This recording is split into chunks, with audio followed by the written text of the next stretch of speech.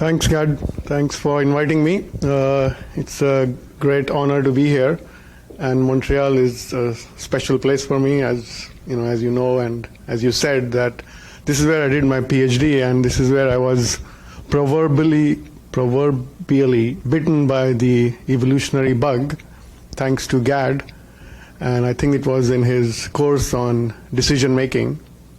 And since then, I have been hooked to that. And being a good student, I have been spreading that bug further. And Shirish is doing also work in evolutionary psych and using that, applying that to consumption decisions. So that's something I'm going to talk about today. Gad and Dr. Kenrick have set a really high standard. It's very tough to meet that. So I'm going to talk actually a kind of a small micro level stuff. So we don't have tsunami of evidence. It's more like maybe few high tides, a couple of studies. And it also links well to Doug's work on status signaling. And we are trying to explore that within status signaling is size also a way in which consumers sometimes signal status, and what are the conditions under which consumers use size as a signal of status. So we have some initial evidence, so it'll be great to have your thoughts on what do you think about this particular line of inquiry, and does it make sense? Okay, again, leading from Doug's reference to Donald Trump, I'll start by talking about him, because apparently the running joke is that all conversations lead to Donald Trump. So I'm going to start talking about him, and also with reference to Charles Darwin. I never thought I'm going to have both these names on one slide. Yeah, on one hand we have Charles Darwin, who's probably the most influential scientist of all time, most smart guy, humble, and on the other hand we have Donald Trump.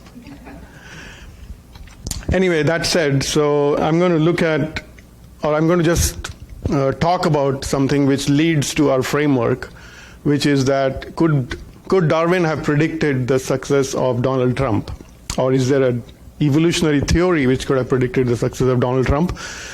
And actually there is, and there is a very interesting paper which looked at this phenomenon, and they predicted this. So I'm going to start with that, and then we'll lead to our story about, in reference to Donald Trump and the status signaling that is related to that. So if you look at Donald Trump, I mean, what are the characteristics that come to our mind? He's narcissistic, aggressive, disagreeable. These are kind of the traits we think about. How does he gain influence? I mean, he's been able to rise up in the hierarchy, and as you said, he's probably at the most top level one could ever get. Like, he's the leader of the most powerful country, if we still believe in that. So he gets social influence by coercion, intimidation, and manipulation. But if you look at the previous president, the traits you would think about perhaps would be almost opposite to that. So genuine self-esteem, conscientious, and agreeable. And he would get influence because people really respected and admired Obama. So in a way, the influence was voluntarily given. Like, people were willing to listen to him, and people were persuaded by his arguments. But on the other hand, we know Donald Trump's strategy. So actually there is a theory which Joe Henrich talks about, that the evolution of prestige, and how that is different from the other way of getting status, which is through dominance. So this theory of dominance versus prestige is an evolutionary theory which kind of explains that how you could have leaders who are high on these negative traits but could still rise up in the hierarchy. But at the same time, it's also possible that leaders having the opposite traits could also rise up in the hierarchy. So there are two ways to rise up in status. And this theory by Henrich, and then further by Cheng and Tracy. They've talked about this, and they call it two ways to the top. So interestingly, there was a paper in PNAS which actually looked into this phenomena, and they thought that what are the conditions under which people actually would prefer dominant leaders. And they did a survey in about, I think, 50 counties in US just before the elections, and they asked people's voting preferences. And they also measured what's the level of economic uncertainty in those counties, which is that what is the unemployment rate, what's the poverty, what's the house vacancy rate. And they found a direct correlation between the economic uncertainty and preference for Donald Trump over Hillary Clinton at that time. So they predicted that depending on the environmental conditions, people actually might prefer leaders like these in certain conditions, because they expect that these leaders would be more decisive and they would be more protective of their group compared to prestige-based leaders who are more pro-social, and they would not go against the so-called out-group. And actually, talking about GAD's tsunami effect, they did this study in 69 different countries, and they also measured the preference for dominant versus prestige leaders, and they also measured economic uncertainty, and they found the same relationship. So the bottom line is that this theory talks about there are two status systems. So there's the prestige system and the dominant system, and depending on the conditions and also depending on individual factors, both of these systems could be activated, and these systems could lead to different ways that people try to rise up in status. One of the systems, which is the dominant system, is phylogenetically pretty ancient, and this is observed in many species, that size gives you benefits. Starting from spiders to baboons to seals, size gives you status benefits, which means that you have differential access to food and mates, and that promotes size as a factor which can help you rise up the rank. On the other hand, the prestige system is, according to Henrik, is fairly new, and it is kind of unique to humans. Although they've done studies with monkeys, they find that even their prestige can play a role. And they had a cool study where there was a monkey who was very good at termite hunting, and he would always be surrounded by a group of other monkeys who would be observing how exactly does he do that termite hunting. And then they would willingly give deference to this monkey. They would provide food to him, they would groom him, and he would have access to mates. So that was another way that the individual could rise in status. So this is the prestige route. And according to Henrik, this is a predominant route in humans in stable environments. So we try to see that if these are two different status systems, do they also have two different status signaling characteristics? That is, these two status systems, when activated, also result in people choosing different kind of status signals. So that's basically the kind of the question which Shirish and I were trying to explore, and we have some evidence for that. And so looking at this, so what do we see? Status signaling is one of the fundamental motives, and it gives you fundamental differential benefits if you have higher status, and numerous studies have shown that. And in humans, we know that one of the ways to signal status is through conspicuous consumption. Both Gad and Jeffrey Miller have talked about this, and there are numerous studies which have mentioned, or which Doug talked about, where you activate status and people increase their conspicuous consumption. Now I just give this example where Drake, who's a famous rapper, who's just recently started building his house, which is a 35,000 square feet mansion in Toronto. So he's clearly doing some kind of conspicuous consumption, and he's presumably single, although he's going to have a NBA size basketball court in his mansion, in addition to many other things. I don't know if he's going to live there alone, or I guess he'll have a lot of parties every day. And costly signaling is one theory which has been used to explain conspicuous consumption, that the signal, to be honest, has to be costly. So it has to cost the signaler. Only then it's considered honest or reliable signal, and the peacock's tail is the classic example. So there's numerous studies which have shown that activating status does increase tendencies to engage in conspicuous consumption, and sometimes even pro-social conspicuous consumption, like buying green products, which is a signal of pro-sociality, which maps well into the prestige system. It also is linked to the mate attraction and retention system, and a lot of these studies done by Vlad and Doug have shown that in the lab, when you activate one of the mating system, then men's tendency to prefer conspicuous products and expensive luxury goods increases, and it's related to the mating motive. And as Doug mentioned, that even women engage in conspicuous consumption under certain conditions for the purpose of mate guarding. So, I mean, there's a lot of evidence which shows that activating status systems increases conspicuous consumption. So, but what we think is that, going back to the theory of two types of status systems, is it that all of these status activations are thinking of status as a unitary concept or a unitary system, which is that it's primarily based on prestige, and you're going to see results in terms of altruism and results in terms of expensive luxury products. And we are trying to see that also, if this is not a unitary system, but there are actually two kinds of status systems, are we going to observe different effects if we activate the dominance-based status system? So dominance-based conspicuous consumption might be different from prestige-based conspicuous consumption, and is there any evidence for that, or do we predict that this should happen, or this could happen? So what kind of signaling would be a dominance-based status signaling?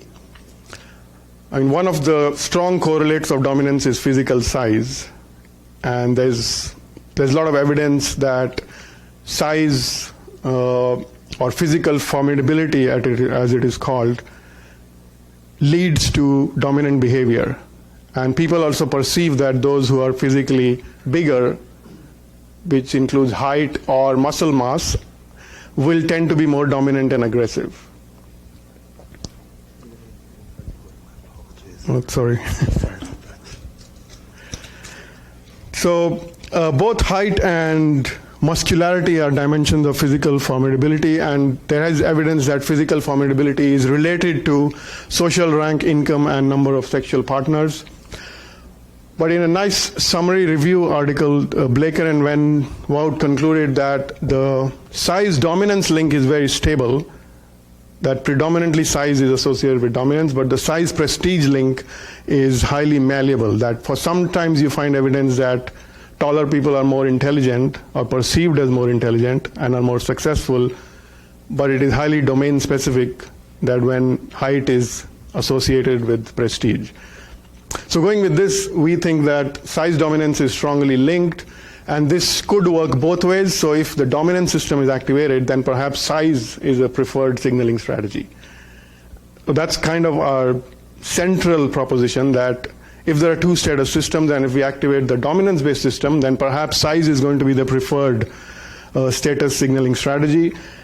And we test this, that if we, in a lab, prime people or activate the dominance versus prestige system, do the preference for sizes increase under the dominance-based activation? Now, as Doug mentioned, that these are systems, so most of these evolutionary systems also consist of underlying cognitions and emotions, and with status, the central emotion is pride. The work by Tracy and Cheng talks about that pride is what regulates status expression. So when you achieve high status, you are proud and you express it, and people are able to decode this expression of pride. And this is cross-culturally been found that across all cultures, people can say when a person is feeling proud or displaying pride. But interestingly, pride also has two facets. There are two ways people display pride. One is authentic pride, which is you feel accomplished and fulfilled, but there's also another dimension, which is hubristic pride, where you feel cognitive and arrogant, and your displays tend to mimic that. So typically, for example, grandstanding or expansive postures or bragging would be a sign of hubristic pride, whereas being more humble and appreciative would be a sign of authentic pride. And Tracy they've provided a lot of evidence that these two systems are linked to dominance and prestige. So dominance-related status is associated with hubristic pride, and prestige-related status is associated with more with authentic pride. And there's evidence for that. But interestingly, it has never been shown in a causal way. So that's one of the things we wanted to test, that if you do activate the dominant system, does the tendency to express hubristic pride increase? And similarly, if you activate the prestige system, does the tendency to show authentic pride increase? And is this a mediator when it comes to size preferences? So is it that when you activate the dominant status model, you prefer the larger size because it's a way to express hubristic pride, and that's the pride you're feeling? So the central idea actually about hubristic pride is that what do you attribute the success to? So when you feel hubristic pride, it's all about the self, and the typical response is, I succeeded because I'm great.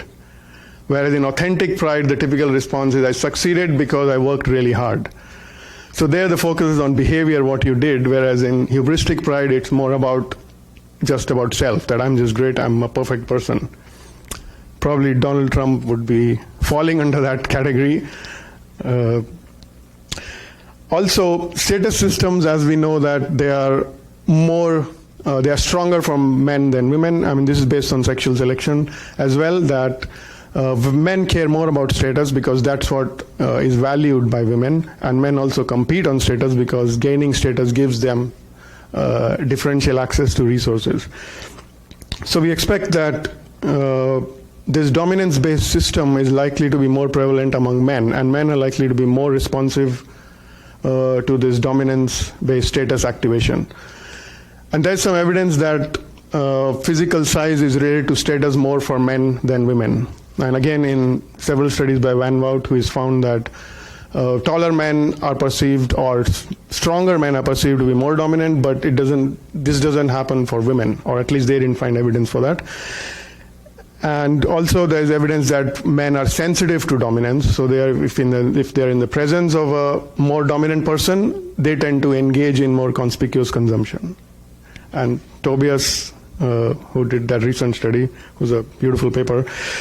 So we build on that, and we are trying to say that so dominance-based status will generate preference for sizes, but only for men and not so for women.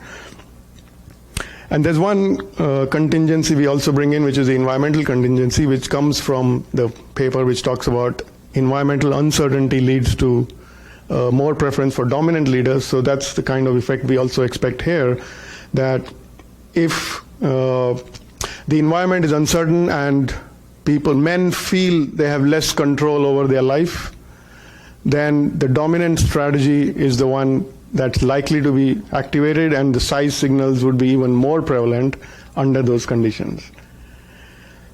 So that's one of our hypotheses, is that the dominance-based strategy will generate higher preference for large-size products for men who with lower personal control over life outcomes. Okay, so we have all these hypotheses. We started doing the study. So in the whole nomological network, we are still only at the lab level, although we have expanded to also have the general population from MTurk, although I don't know if everybody agrees that they represent the general population, but we do have evidence from that. So in this study, we brought in undergrad students to the lab, and we tried to activate the dominance versus prestige versus control systems, and this was done by a critical incident technique. So we presented them with these scenarios where, so this is what it looked like. So they come in and they are, I see it here, but I don't see it there.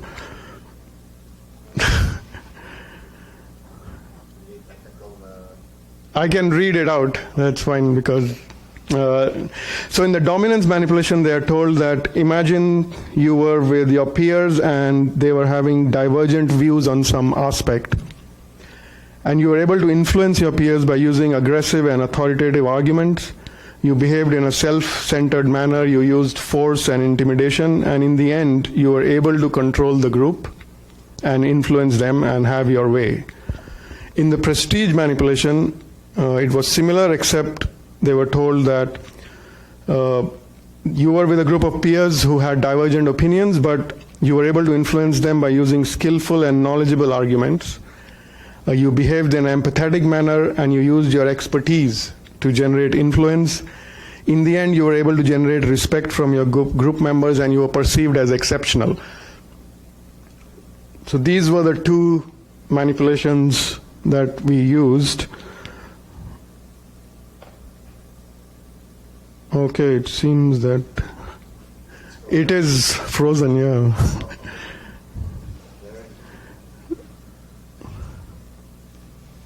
Sorry.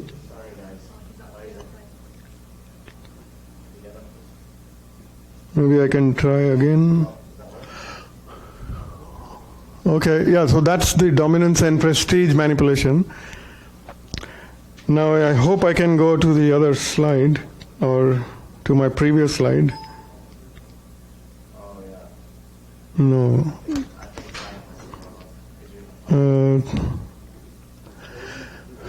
Like when I go to the other link, it doesn't want to come back. The other link outside of it? The other Yeah. one? This one? No, that's the, yeah, this one. Is it? And how's it working? Is it okay? Now it seems to be working. Yeah, okay, All right. thanks. So they are presented with that manipulation. They write about the event, and they think about what happened in that time and how they felt. And then in an unrelated task, they are told that, imagine that you moved into a new apartment and you're hosting a get-together and you plan to replace your current TV. And they're given three options. We have a whole list of features for the TVs. Most of the features are same. The only difference is the price and the size. So the size of the TVs are 42, 55, or 65 inch, and they cost more. The bigger the size you go for, the more it costs. So we're trying to measure if under dominance manipulation, are they more likely to choose the larger size TV. We also have a measure for the dominance prestige, which is based on Tracy's work. And then we also have a measure for pride, using some of these items which map into the hubristic versus authentic pride, and then we control for how easily was it to recall the events. So this is first the manipulation check. So it seems that the dominance versus prestige manipulation does work. So in the first case, you see that in the dominance manipulation, people did feel more aggressive and intimidating, whereas in the prestige manipulation, they did feel more accomplished and successful.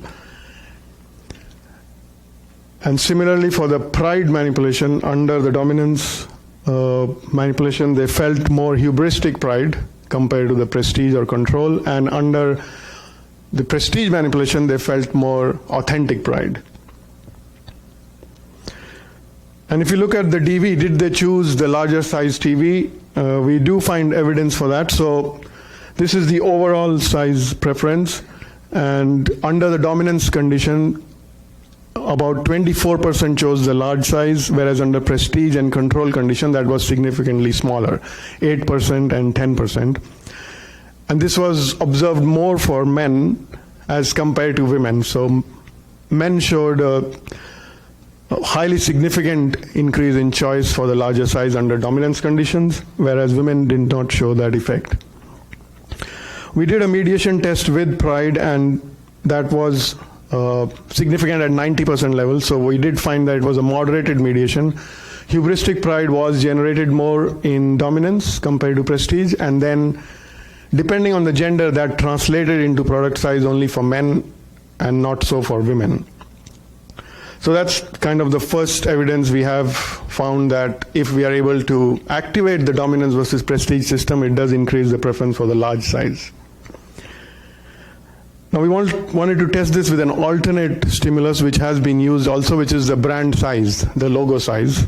Are people also more likely to choose the larger size logo for a brand if we again activate the dominance versus prestige system? So we did this study with MTurk, and we recruited about 388 participants. They were given $1 for their participation. And the same kind of manipulation was done where they were thinking about an incident where they behaved in a dominant manner and were successful, versus they behaved in a prestige-related manner and were successful in gaining influence over their peers. And then they imagined that they got together and they got together with their friends to show a new apartment, and they were choosing a dress to wear, and they chose an expensive branded T-shirt from Lacoste, and then they were told that you could choose the logo size you want. And we gave them 7 options, varying in the logo size from very large to very small. And interestingly, we also tested the position where you want the logo. So do you want it at the center level, left, right, or the bottom, left, right? And we also tested the color of the logo you want. Do you want it red, blue, or gray? So we again had the measures for the manipulation check, which is the dominance prestige scale, and also the pride measures, and we added this item about personal control. How much personal control do you feel over your life outcomes, which was one of our predicted moderators. And in this study, we controlled also for chronic status motive, which is one of the fundamental motives, and that could change with age. And so we controlling for that, and we also controlled we measured people's relative height and relative muscular mass. So in the sense that we thought that it is better to ask people how they feel. Are they relatively taller than their friends and colleagues and relatively more muscular, rather than measuring it absolute level? Okay. So the results in terms of the manipulation check, what we find interesting is that in both prestige and dominance motivation, status was activated. So the desire for status was there. But that's what this theory talks about, that there is a desire for status, but you can achieve it in 2 different ways. And we find that under the dominance manipulation, the dominance measure was much stronger than the prestige measure, and the opposite for the prestige manipulation. And similarly for the pride, that hubristic pride was experienced much higher in the dominance manipulation than in the prestige, where it was the authentic pride which was experienced at a much higher level. So what do we find in terms of the results? The logo size, we find that under the dominance model, people were much more likely, and men only, were much more likely to choose the larger size logo. So in this case, large is the top 3 logo sizes, and below that, the 4 are considered small. So we dichotomized it. So 46% chose the larger size in the dominance manipulation, and it was significantly more than prestige or control. And we didn't find this difference for women. We also looked at it as a continuous measure. So if we consider the logo size as a 1 to 7 measure, it also shows up that men prefer a larger size logo under the dominance status manipulation, not in the prestige one, whereas women, it's not significant. The same kind of mediation again, and it also showed the same effect, that this preference for logo size is mediated through hubristic pride, and it is moderated by the gender. So more so for men, it is that the hubristic pride translates into the size preference. And also the control variable seemed to have an effect, as was found in the Panas paper, and we also predicted that people who had perceived to have much lower control over their life outcomes, the logo size preference was much stronger compared to those who had medium control. And then in the lower control situation, this was not significantly different from the prestige or control condition. So in this case also, again, it was only found for men. So this was a further moderator to the gender-based effect. Okay, I think that's for the evidence we have so far. A couple of studies which show that indeed that if this theory is accurate, that there are two ways of achieving status, and these are two separate systems which have separate cognitions, emotions, and behaviors, we might observe separate kind of status signaling. So we want to kind of expand the current literature on status signaling to look at it in a dual system way, rather than status being considered as a one system. And we say that one way in which this differs is the kind of signals people prefer when under the dominance status module, if we can call it a module, or a sub-module of the status module. And in this case, it is hubristic pride that is associated with this system, and that's what leads to more larger size preferences. And there is sexual dimorphism in this preference as well, that does size as a signal of dominance more likely for men than women. And there's also an interesting environmental contingency where we have some initial evidence. I mean, ideally we would like to test where you manipulate the economic uncertainty and see if that effect also shows up. Or you measure economic uncertainty in different conditions to see if people show larger size preferences.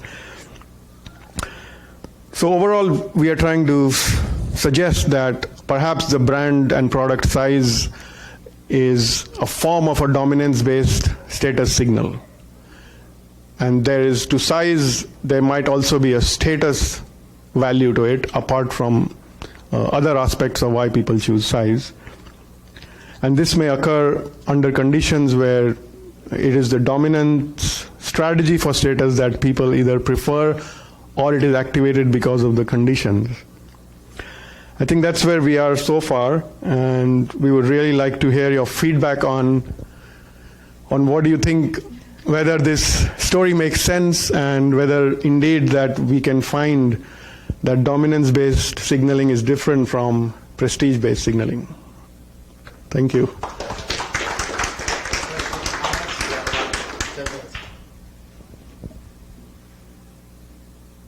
I may have a question. Sure. Oh, yeah. It's not so much a question, but maybe a comment. Yeah, you know, in French, there is a distinction when you talk about pride. So in English, when you speak about pride, you can talk about it as a good thing, right? I'm proud of my work. I'm someone who's proud of what I've done. Versus you could look at it from the 7 deadly sins perspective. Pride is the root of all other sins. So there really is a recognition that the word pride, the concept pride, has both a positive and negative connotation. Linguistically, maybe perhaps because we're in Quebec, it makes sense. In French, there is a recognition between these two words. The positive sense of the word of pride is fierté. The negative sense of the word of pride is orgueil. So I'm wondering, now I don't know if you know what those words mean in French, but I wonder how they might link up to what you're talking about, hubristic versus the other one. Does there seem to be a link there? Do you understand what I mean by fierté versus orgueil? Orgueil would be when you have sort of, how would you say it in English? Kind of an ego-driven, yeah. Boastful, yeah. So that's seemed to map onto that, right? Pride seem to map on that. Yeah. And I think across cultures, there would be evidence for, like even in Hindi, I think linguistically there are two different words. Exactly. For when you're being boastful versus when you're being appreciated. Right, okay, thank you. Any question? Oh, Jeffrey has one. Hi. So, fascinating research. I agree with about 80% of it. That was the agreeable part of my question. I think there's a real danger that there's a lot of ideological bias that can get smuggled into the distinctions between dominance and prestige, or authentic versus hubristic pride. For example, conservatives who really like Trump see him, I think, as a highly prestigious figure, where he started out with a modest fortune in real estate and he turned it into this licensing empire based almost entirely on name recognition and the prestige of the Trump name applied to hotels and aircraft and university, whatever. The problem is it was populist prestige. It wasn't a seal of approval by mainstream media, right? So when he parlayed that fame into political success, mainstream media said, oh, it can't possibly be prestige, because who would fall for that? It must be, therefore, be dominance, right? So it's only prestige if it fits into our ideological assumptions about what is reputable, right? Well, likewise, with authentic versus hubristic pride measures, I think built into the scale, if you articulate a blank slate view of why I succeeded, right, like it was due to the environment and my effort, then you get labeled, that's authentic pride. If you say it's due to my inbuilt traits, it's my heritable traits and conscientiousness and talent, that gets labeled hubristic, right? Yeah. So do you worry about those ideological biases in the definition of these constructs?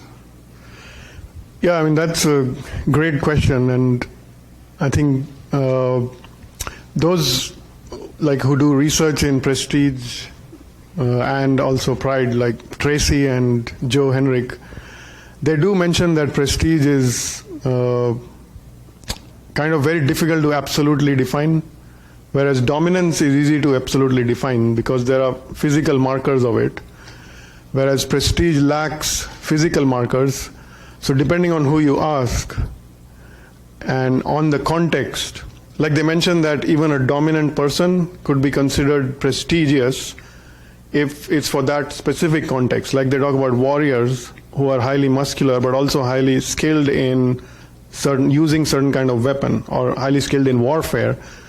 They would be labeled as prestigious in those contexts.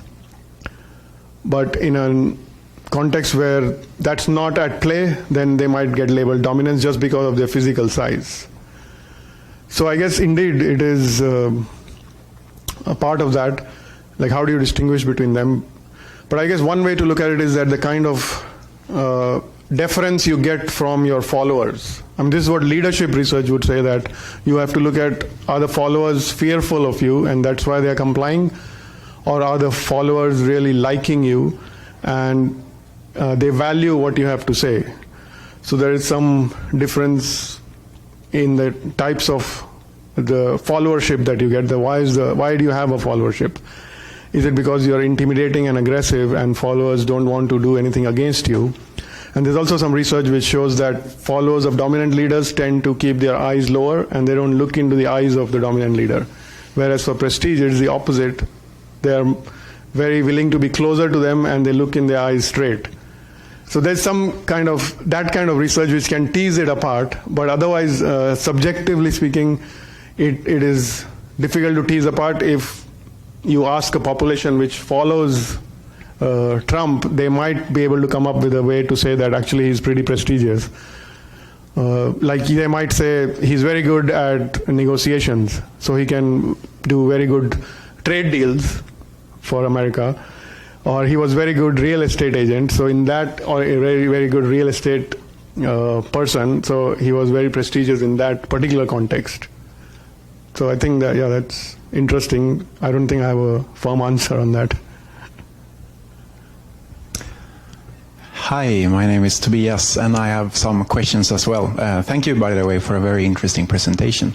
So I have some study-specific questions, or perhaps questions that's related to the mediator and the moderator that you have currently. Yeah, sure. So for the moderator, sense of control, I was just wondering whether you have also checked whether your physiologically based measures of the participants' own height or muscularity could act as a moderator, because there's, well, both research that this Mark van Vugt has conducted recently, published or soon to be published in Psych Science, about the so-called Napoleon complex, in which he shows that in economic games, shorter males, when they compete with taller opponents, then they make more selfish economic decisions. So I was just wondering perhaps whether size could act as an additional moderator.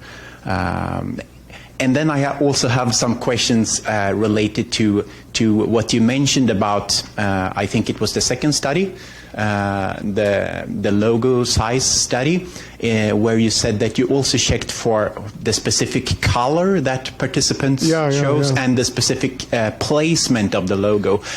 Because I was thinking that perhaps under conditions of dominance in that specific condition, participants might have been more inclined to put their logo in a more central position perhaps, or they might have preferred more masculine colors.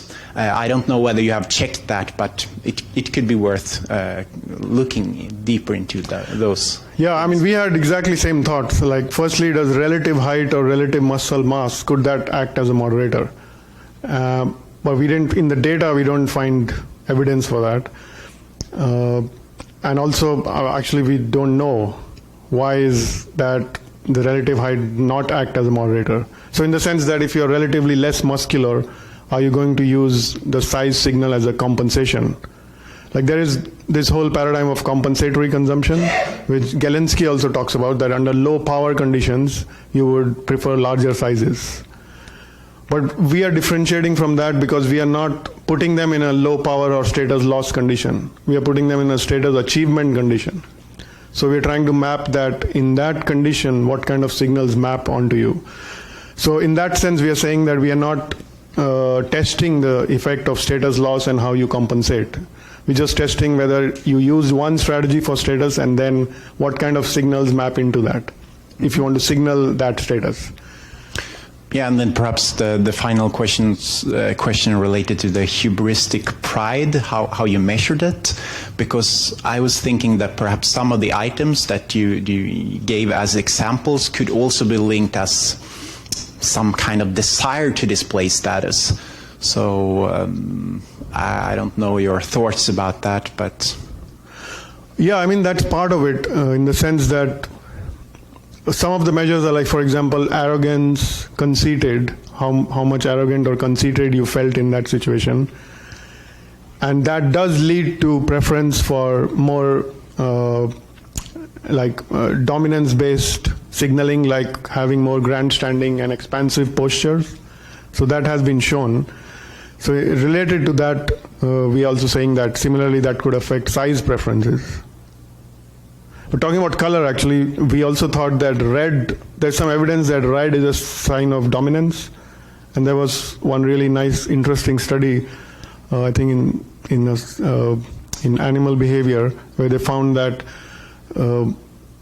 they did this with monkeys, and there were two confederates wearing a red t-shirt versus a gray t-shirt, and they had food which they were willing to give to the monkeys, and the monkeys were more likely to go towards the gray t-shirt person because they were scared of the red t-shirt person. And they kind of said that dominance is associated with red. That's kind of what they proposed. We also expected that, and we tested for it. We have marginally significant effect. That is, there is a higher preference for red under dominance conditions, but it doesn't achieve statistical significance. Okay. Just to add to what he said, Jalala baboons, actually I just lectured about this, I think, in one of my classes. They're in the highlands of Ethiopia. The males have this red patch here, which becomes engorged and much more red as a function of their social status. More red means you don't want to mess with them. Okay, yeah. Thank you very much. Thanks.